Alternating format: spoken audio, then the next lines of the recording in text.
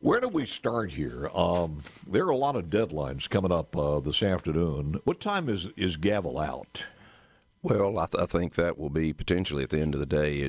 Leadership will look at where we are, and if we need to stay around, we'll stay around until the work's done. So there is not a definitive time. You can. I would say midnight would possibly be the time, unless somebody wanted to hang their coat over the clock. Which ones are you concerned about the most? And there are many. The pay raise bill for the teachers is in jeopardy. Explain this to me, because somebody asked me yesterday. What's the definitive difference on appropriation that doesn't kick this to the appropriation bill? You're talking about with the pay raise? Yeah, but the teachers' pay raise, why is that not classified to a future deadline, which is a few days after this? Well, and again, the rules dictate, of course, when you talk about the teacher pay raise, there's no reason it shouldn't be done. Period. That was not the question I asked. Is what delineates the teacher pay raise, because it is an appropriation bill, not being under the appropriation deadline? Sure, it's a general bill, as I understand it, because we put that in statute. We put their payment in statute, and then the MAEP formula is a separate calculation. I got you. Okay, now march on. I agree with you. The differences are not that was one of the things I thought you guys could come together on easily. Well, the Senate Chairman DeBar worked all off-season meeting with the teachers, trying to talk about how to structure it. There's not a huge difference between the House plan and the Senate plan. There's not a problem per se. Unfortunately, I think we're gummed up for other things. Now, personally, I think you could go on there today, and either end of the hall could pass that and move on. But everybody wants to talk about the tax plan, and we're going to talk about that. But the teacher pay raise bill is something the governor wants. The Senate has expressed they want. They've passed two bills and sent to the House doing basically the same thing, and the House has passed a bill. So I agree. We should be able to get together on it. What's the major stumbling block that you see? With the pay raise bill? Yes. I think it's tied to other problems, and it shouldn't be. Now, that's now you got to remember, I'm a freshman, so I sit here and I use hopefully common sense like you do and say, why shouldn't this bill move on its own merit? And that may be a question for people above my pay grade, Paul, but I agree with you. Are you indicating or kind of insinuating that some of these bills are being held for negotiating purposes? It appears to me that, there was a conversation yesterday that talked about the Senate wanting to put a repealer in their bill. Of course, that's the first I've heard of. But if you want to look at the bills that have passed out of committee and the number of reverse repealers, and a reverse repealer, as you well know, basically forces you to conference. So instead of doing the bidding of the government and doing the bidding of the people during the 90 days we have, let's shove the majority of legislation into a 5-day conference week, because that certainly won't cause problems. That's if you don't pick up the sarcasm in my voice, I'm being sarcastic.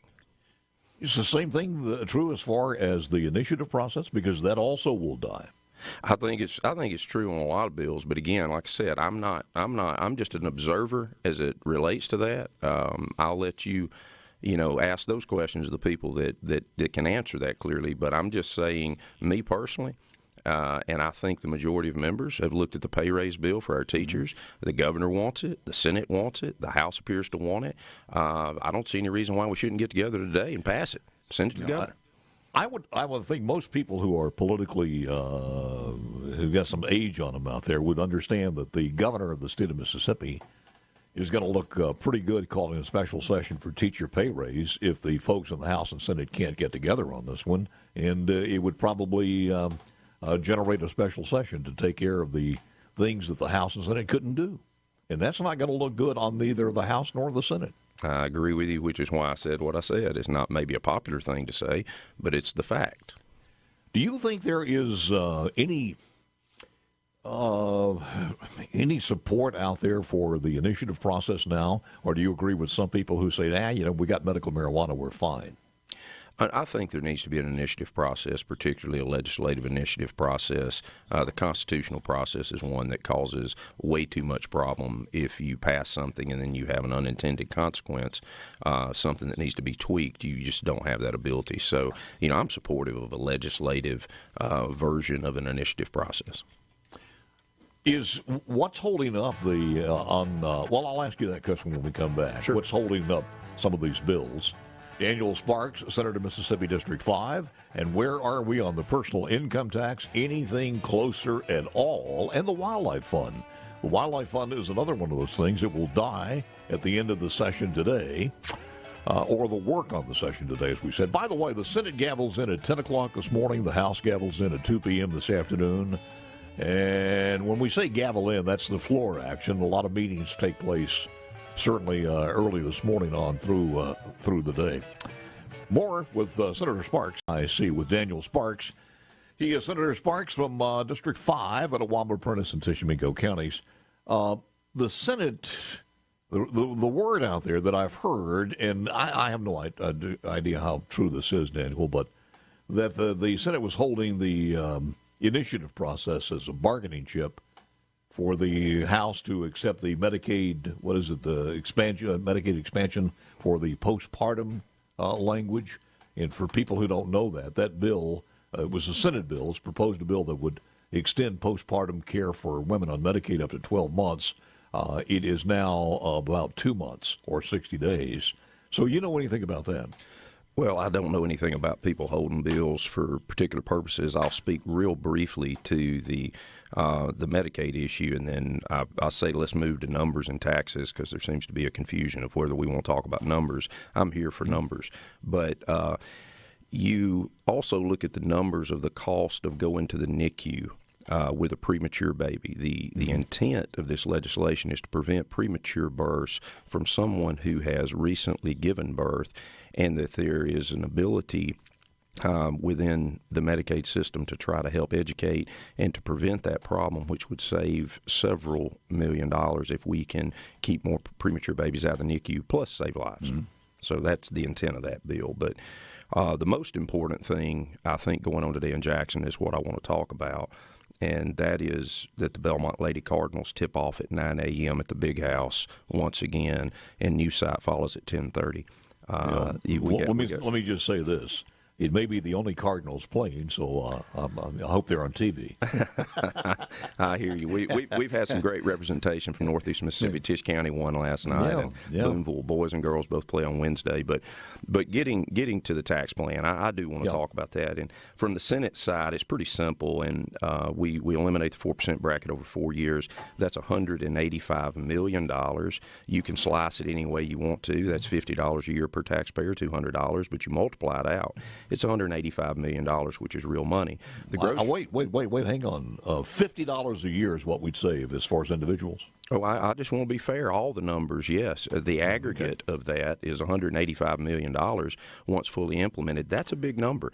That's almost as much as the teacher pay raise. Collectively it is, but when you start doing something for the people, does it really matter? That's basically one fill-up per year as far as a gas tank. We're going to get there, but you got to look at all the numbers, not just the cute graphics that get put out with Bob and Mary. We'll get to Dick and Jane and Spot shortly.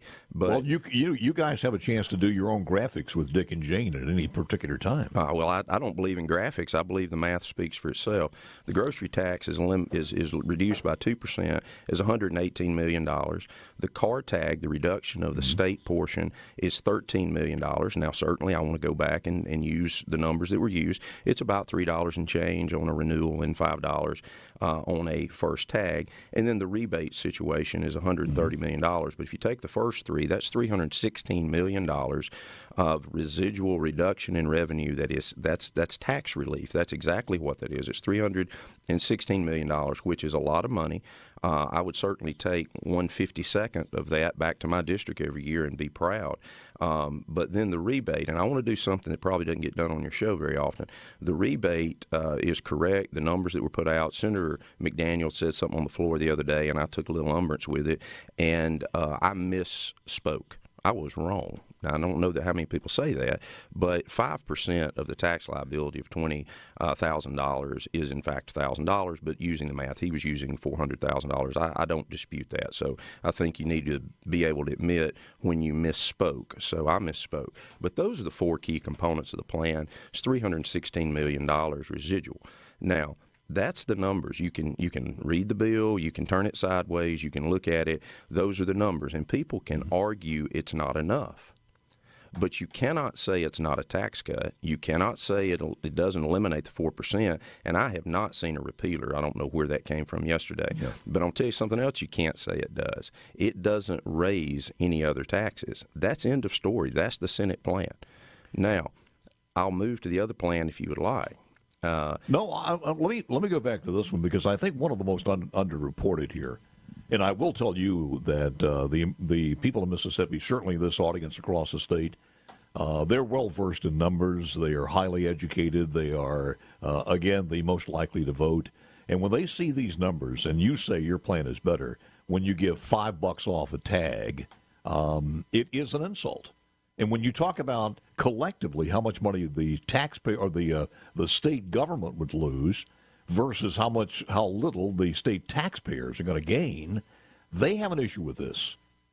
Well, I think there's a couple things going on. One is your interview yesterday included the language of no further legislative action. Well, my goodness, 2016 we had tax cuts. I didn't go back and see how many tax cuts we've had since 2008. Mm-hmm. But this is not the only opportunity to cut taxes. Well, it's not guaranteed, though, is it?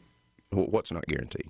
A further tax cut after the Senate's expiration. Well, it's not guaranteed that the legislature won't come in and do other things. But what I'm getting at is the plan is what the plan is from the Senate side. And when people want to attack it, I think there's 4 questions you need to ask. Is it a tax cut? Does it raise any taxes? Is it sustainable? Yeah, but Senator, with all due respect, sir, a meal is a meal if you've got, just one Crystal Burger and one tater tot. But you can't define it as a good meal or a worthy meal.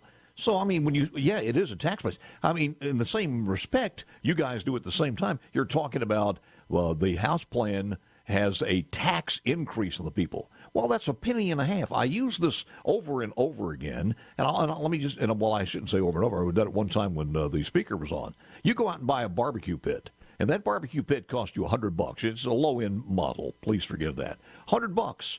You're going to pay $7 normally.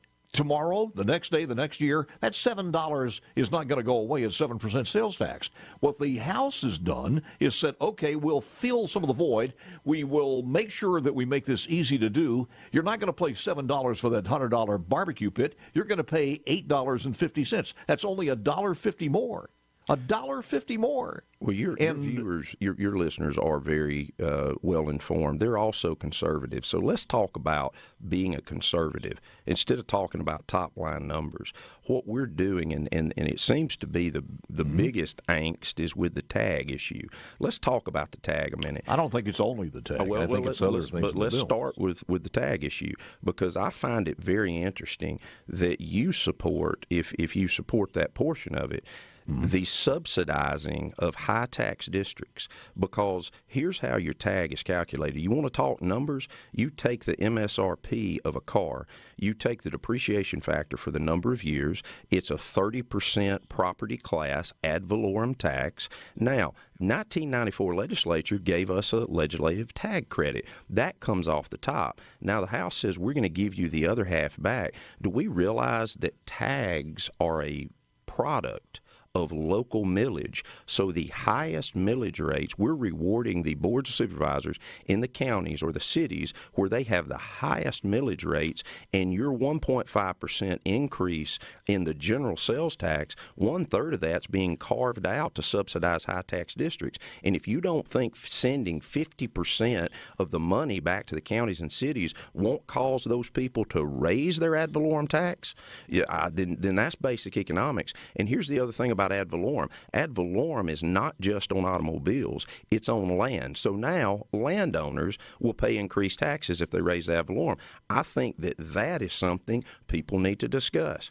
Have you guys ever negotiated that, or in conference or anything else come across the aisle to talk about that? Because if I and I have it recorded what you just said, if I played that to most of the people who are just filling up or trying to go to the grocery store or do anything else, and you talk about tax diversions and what high tax districts, they don't want to hear any of that. What they want to hear is, what in the hell are you guys doing to give some of the money back instead of growing government, growing subsidies, give some of the people their money back, and at the same time spark more competitiveness with the state of Mississippi in the southeast. Well, you want to talk about growing government? We can certainly do that because we need to get into the complex formula that they have that supposedly. So you believe that we are growing government? No, I do. We can talk about that when we come back from the break. We've got a short issue. We have short here, a very short segment here. But I'll ask you the question again. Are you concerned about us growing government? No, I think we need to watch our spending. I think we need to cut where we can cut. But I also think we've got to be responsible long term.